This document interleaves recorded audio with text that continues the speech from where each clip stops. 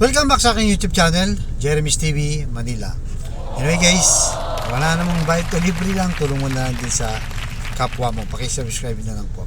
So, topic natin ngayon po, today's video, 40 na pulis sa Davao guys, sinibak sa pwesto on relief. Kaugnay nga yan, medyo malalim guys, malalim ang dahilan. Unang-una, yung naging violation nila sa human rights, di ba? Naalala nyo, nagdeklara itong si Baste Duterte ng drug war. O kumaga, idol niya yung tatay niya, ginaya niya, di ba? Paglunsad pa lang, mga 3 araw pa lang, 8 na kagad ang namatay. So dahil doon guys, nagkaroon ng kaso yung mga iba't ibang pulis na kasama doon sa 40 nga. So yun na nga guys, tuloy lang natin ha. Kanina kasi nagda-drive tayo at ngayon nandito na tayo sa BGC. So siyempre, yung mga pulis na yun na nasangkot doon sa drug war ni Baste, kasalanan ni Baste yun. Kasi nga, di ba, kung wala namang utos sa taas, hindi naman gagawin ng mga pulis, kagaya ng ginawa ng kanyang tatay.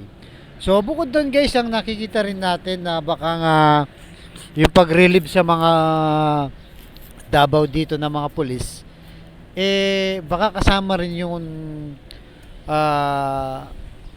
pag-prepare o paghahanda ng kapulisan. Unang-una, di ba, yung pagdakip dito kay Kibuloy, hindi mahuli-huli, di ba? Kaya nga, kurentang pulis yan, may mga commander pa dyan, di ba? May mga rango pa yung iba dyan. Kasi nga, hindi nahuli itong si Kibuloy, baka isa rin sila sa dahilan. Diba? Kaya nga hanggang ngayon ang tagal na yung warrant of arrest, hindi nila nahuhuli kung nasaan si Kibuloy, taga Davao lang din sila, diba? So paano na yung intelligence span nila?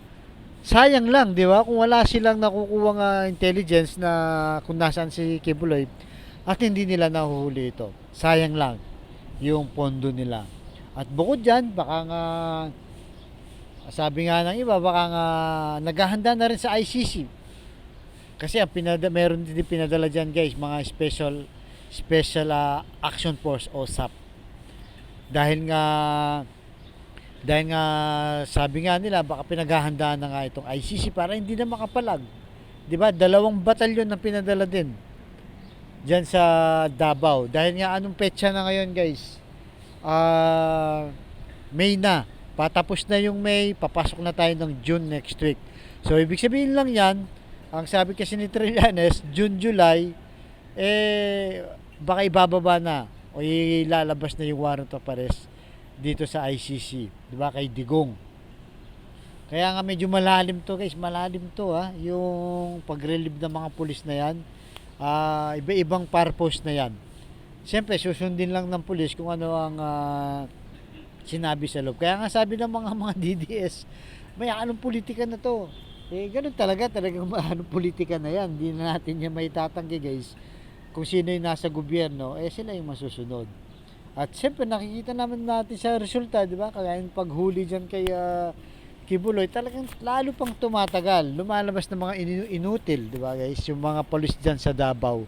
Dahil hindi mahuli-huli itong si Kibuloy. Kasi itong si Kibuloy, hindi naman to ordinaryong tao lang. Di ba? Para hindi nila makita kung saan nagpupunta yan. Malaking tao to, di ba? Pader to na binangga ni Senador Lisa Hontiveros, kaya ngayon nagtatago na siya. At hindi rin naman biro guys, di ba? Itong si Baste na isang mayor dyan sa Davao, dahil nga gusto niyang ibalik yung drug war ng kanyang idol, ng kanyang tatay niya, ayaw naman ng gobyerno ni BBM. Sino ba masusunod, di ba? Si BBM o itong si Baste. So, yan ang mangyayari dyan, guys. Kaya, ang mangyayari dyan, talagang parang overall na yan sa kapulisan. Damay-damay na yan, di ba? Bukod dun sa drug war na binabantayan, na kinasuhan na yung mga pulis, yung pag-aresto kay Kibuloy at yung paghihintay ng warrant of arrest ng ICC. So, yan ang nakikita nating dahilan. Kumbaga, inuunti-unti na nila, di ba, na tinetake over itong Davao para nga just in case lumabas yung warrant of arrest, wala na makapalag dyan. So alam naman natin guys, di ba, itong si Kibuloy, meron din itong mga firearms na kung saan na-expired na, hindi ko alam kung naisuko na to o hindi pa. At itong si Digong nagsabi na rin, 'di ba, kung lalabas ang warrant of arrest, hindi siya pauhuli ng buhay. So, yan ang mga nakikita natin dahilan, guys, 'di ba? At itong si Baste medyo may katigasan ng ulo. Gustong ibalik ang war on drugs ng kanyang tatay. Salungat nga yan. Ayaw nga ni BBM yun. Kasi kung gusto ni BBM yun, dapat pag upo pa lang niya, tinuloy niya yung mga tokang-tokahan na yan. Kaso, di ba, nasilip ng human rights at may kinakaharap na kaso ang kanyang tatay sa ICC. Kaya ayaw ni BBM yon. Iba yung pulisiya ni BBM na kung saan ay hindi matanggap ng mga DDS. Gusto nila tokang pa rin, di ba? Tokang pa rin kaso siyempre hindi na makapalag itong si Baste. Under siya ng DILG na si Benor Abalos. Kaya ngayon, kawawa din guys yung mga pulis na naiimbestiga dyan, di ba, na may kaso. Dahil nga, sumunod lang sila sa utos. Kaso walang kadala-dala naman ng mga pulis na to, di ba? Bakit sila sumusunod dyan? Kahit sabihin natin may power ang mayor sa local governments, mas malakas ang power ng DILG sa national government. Dapat yun ang ginawa ng mga pulis, di ba? Kaso, wala. Kala nila siguro, pagtatanggol sila ni Baste. Ganun din, di ba? Kay Digong. Akala ng mga commander dyan, di ba? Na mga nag-implement ng war on drugs na inutos ni Duterte, kala nila, matutulungan pa sila ni Duterte pagbaba sa pwesto. Kaya nga ngayon, namumblema sila, di ba? Kita mo si Albayalde, di ba? Nabanggit din sa ICC. Di ba? Sila Bato, asa na ngayon? Hindi na may pagtatanggol ni Duterte yan kasi kanya-kanyang pagtanggol na sa sarili, di ba guys? Di ba nung nakaraan sabi ni Bato, meron siyang mga upper class na parang nagtitrader sa kanya. Pero ginawa rin naman niya, di ba? Kay Subiri, nag-trader din. Kaya magulo guys yung mga DDS na to. So, abangan natin guys kung ano talagang mangyayari, pero sa analysis natin, doon na papuntahan lahat ng yan. May kinalaman dito kasi Kibuloy, kay Baste, at pinaka ano dyan, yung ICC ni Digong na kung saan, di ba, inaabangan ng lahat. Ngayong June, next week, June na guys, July, pinaka late yata mga August. So, tingnan natin guys, baka yan ang pinaghahandaan. Kaya nga, di ba, maisog na naman sila kahit mga na-cancel na.